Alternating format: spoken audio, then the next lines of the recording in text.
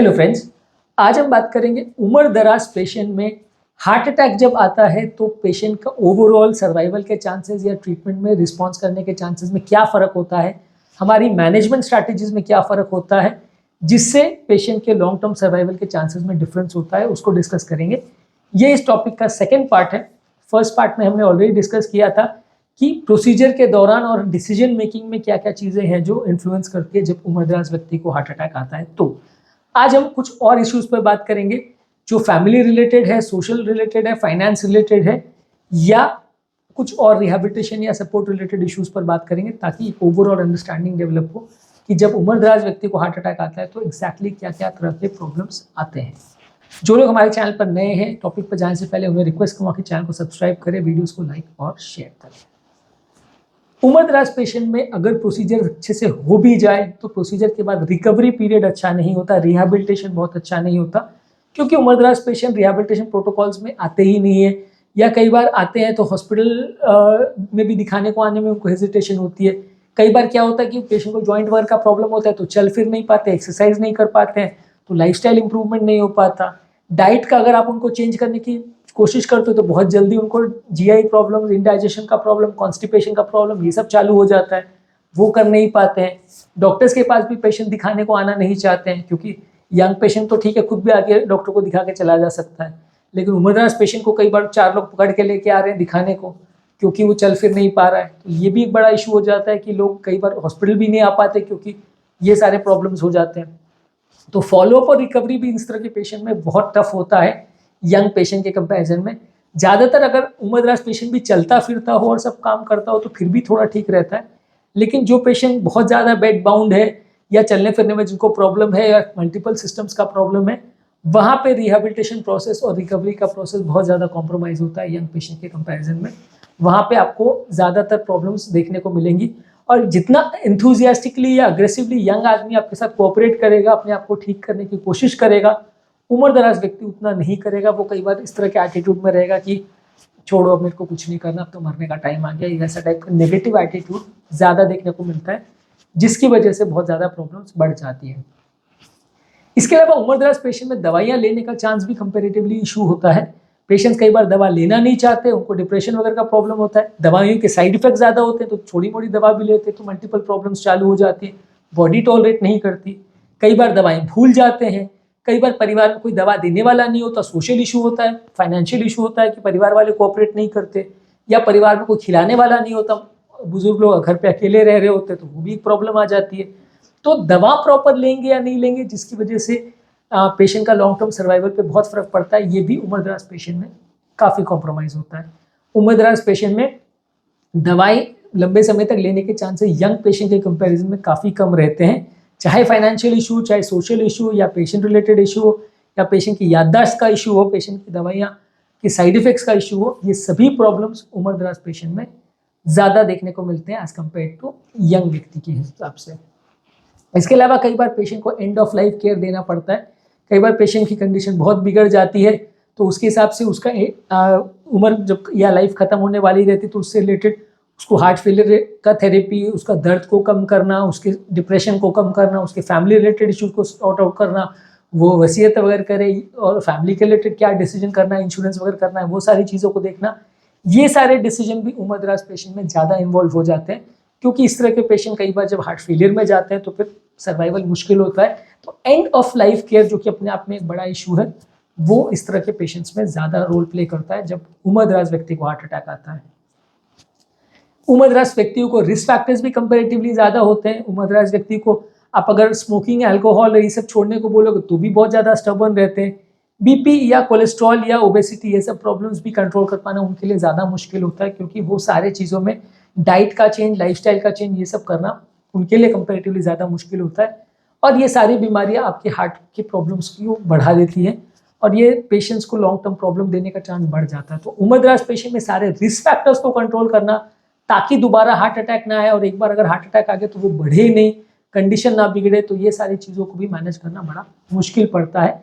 Young patients की comparison में वो कंपेरेटिवली थोड़ा रिस्क फैक्टर कंट्रोल मुश्किल उसमें ज़्यादा रहता है। इसके अलावा उम्र दराज पेशेंट को लाइफस्टाइल मॉडिफिकेशन करवाना भी बड़ा मुश्किल होता है। उम्रदराज पेशेंट को अब क्या खाना है, क्या पीना है, क्या कपड़े पहनने हैं, किस तरह का हाइजीन रखना है, स्टेंट से रिलेटेड क्या क्या सावधानियां रखनी, वो सब समझाते हो तो कोई इतना ध्यान नहीं देते हैं। कई बार कोऑपरेट वो लोग नहीं करते हैं, क्योंकि वो लोग कई बार उम्र के साथ थोड़े रिजिड हो जाते हैं। कई बार उनका दिमाग या स्वभाव भी चिड़चिड़ा हो जाता है, जिसकी वजह से परिवार वाले भी इतना कोऑपरेट नहीं कर पाते हैं। तो वो उम्र के साथ लाइफस्टाइल चेंजेस भी मॉडिफिकेशन करना थोड़ा मुश्किल हो जाता है। यंग पेशेंट को आप बोल देते हो तो वो मान ले, उसके चांसेस ज़्यादा है। उम्रदराज पेशेंट में यही सब चीज़ें करवाना थोड़ा टेढ़ी खीर हो जाता है। परिवार का सपोर्ट भी थोड़ा मुश्किल हो जाता है। यंग पेशेंट अगर प्रॉब्लम आती है तो परिवार उसके पीछे पूरा पैसा लगा के, अपना घर बार बेच बाच के भी जैसे तैसे उसके पीछे लग जाता है कि नहीं उसको बचाना है, क्योंकि उसकी पूरी उम्र पड़ी है। उम्रदराज पेशेंट में छोटे छोटे एंजियोप्लास्टी और छोटे छोटे प्रोसीजर्स भी लोग कराने को मना कर देते हैं कि परिवार का सपोर्ट चला जाता है। लोग कई बार कहते हैं कि कौन सेवा करेगा, छोड़ो, उम्र हो गई है, अभी इनको ज़्यादा कुछ नहीं करना है, अभी इनको पीसफुली मरने दो। वैसा एटीट्यूड बहुत ज़्यादा जगह देखा जाता है, बहुत सारे पेशेंट्स में देखा जाता है। हालांकि ये कल्चर टू कल्चर वेरी करेगा, कुछ स्टेट्स में ये ज़्यादा होगा, कुछ स्टेट्स में कम होगा। कुछ पॉपुलेशन ग्रुप्स में जहाँ कल्चरल इशूज़ उसको फेवर करते हैं तो लोग ज़्यादा सेवा भी करते हैं, कई जगह नहीं भी करते हैं। तो ये तो खैर फैमिली टू फैमिली फ़र्क पड़ेगा, ऐसी चीज़ है। लेकिन यंग पेशेंट के कंपैरिजन में फैमिली का सपोर्ट आपको कंपैरेटिवली उम्रदराज पेशेंट में कम मिलेगा। यंग में तो ऑलमोस्ट 90 to 95% लोग फैमिली पूरी मेहनत करेगी पेशेंट को बचाने के लिए। उम्रदराज लोगों में आप मान के चलिए कि 20-30% फैमिलीज ऐसी होंगी जो पूरा कोऑपरेट करेगी, पूरा फाइनेंशियली भी कोऑपरेट करेगी, प्रोसीजर वाइज भी कोऑपरेट करेगी, खाने पीने का भी ध्यान रखेगी, सारा सोशल सपोर्ट भी देगी। वैसा यूजली मिलने का चांस काफ़ी कम रहता है उम्रदराज पेशेंट में। पेशेंट रिलेटेड डिप्रेशन और ये सारे इश्यूज भी ज़्यादा रहते हैं, क्योंकि उम्रदराज पेशेंट को मल्टीपल बीमारियां होती है।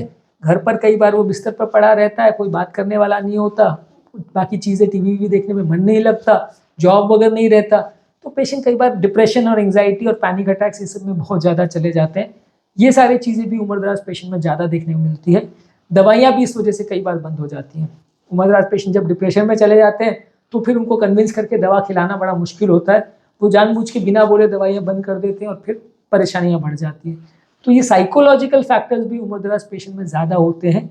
उम्रदराज पेशेंट बहुत ज़्यादा फ्रेजाइल भी होते हैं। छोटी छोटी चीज़ों के रिएक्शन होने का चांस, छोटी छोटी चीज़ों में उनको चोट लगने का चांस, उनको डैमेज होने का चांस, या उनको दवाओं से रिएक्शन होकर ब्लीडिंग हो जाएगा, कहीं कोई प्रॉब्लम हो जाएगा, कहीं स्किन में रिएक्शन हो जाएगा, कहीं दाने पड़ जाएंगे, चकत्ते पड़ जाएंगे, ब्लिस्टर पड़ जाएंगे, ये सारी चीज़ों का चांस भी ज़्यादा होता है। उनके सारे सिस्टम्स ही फ्रेजाइल होते हैं और ये एक बड़ा कंसर्न रहता है, जिस वजह से डॉक्टर्स भी कम दवा देना चाहते हैं और दवाइयाँ डोज भी देने में कई बार बड़ा हेजिटेशन होता है कि क्या चीज़ का रिएक्शन पड़ जाए, कई बार कह पाना मुश्किल है। तो इसलिए कई बार यंग पेशेंट्स के कंपैरिजन में उम्रदराज पेशेंट्स की बॉडी क्योंकि इतनी फ्रेजाइल होती है, उनको संभालना कई गुना ज़्यादा मुश्किल पड़ता है।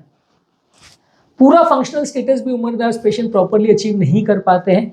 कई बार क्या होता है कि आप पेशेंट को थेरेपी तो दे देते हो, लेकिन वापस अपनी नॉर्मल लाइफ में पूरी तरह से आ सके, सारा रिहेबिलिटेशन प्रोसेस को कर सके, ये उम्रदराज पेशेंट के लिए बड़ा मुश्किल होता है। ज़्यादातर पेशेंट एक बार बड़ा हार्ट अटैक आ जाए तो उसके बाद वो अपनी नॉर्मल लाइफ में नहीं आ पाते हैं। यंग पेशेंट के कंपैरिजन में इसके चांसेस कम है। मैं ऐसा नहीं कह रहा हूँ हर पेशेंट में ऐसा होगा, पर यंग पेशेंट कंपैरेटिवली बहुत जल्दी अपनी नॉर्मल लाइफ में आ जाता है। उम्रदराज पेशेंट पूरी तरह आ भी पाएगा या नहीं, वो भी डाउटफुल इशू रहता है।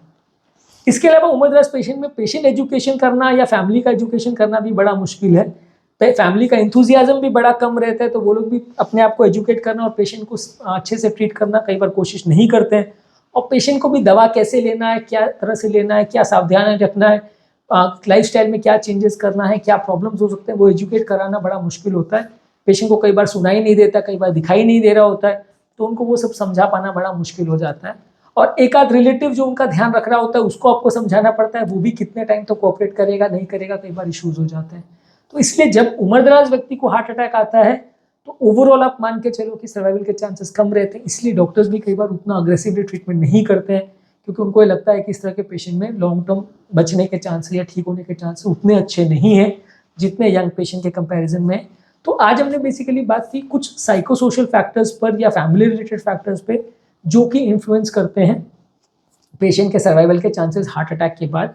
ये सारी चीज़ें भी उतनी ही इंपॉर्टेंट है जितना पेशेंट की बीमारी रिलेटेड फैक्टर्स इंपॉर्टेंट है, क्योंकि बीमारी तो उसमें ज़्यादा होगी और उससे रिलेटेड प्रॉब्लम्स तो उम्र में ज़्यादा होगी, लेकिन ये सारी चीज़ें भी इन्फ्लुएंस करती हैं कि लॉन्ग टर्म पेशेंट 1 साल में या 2 साल में कितने ज़िंदा बचेंगे उसको। क्योंकि कई पेशेंट्स, कई बार आपने देखा है कि जब अटैक आता है और प्रॉब्लम होती है तो बाद में ये सब फैक्टर्स की वजह से भी कंडीशन बिगड़ने लगती है, कंट्रोल करना मुश्किल होता है। उम्मीद करूँगा कि आज के टॉपिक में कुछ नई बातें जानने को मिली होगी।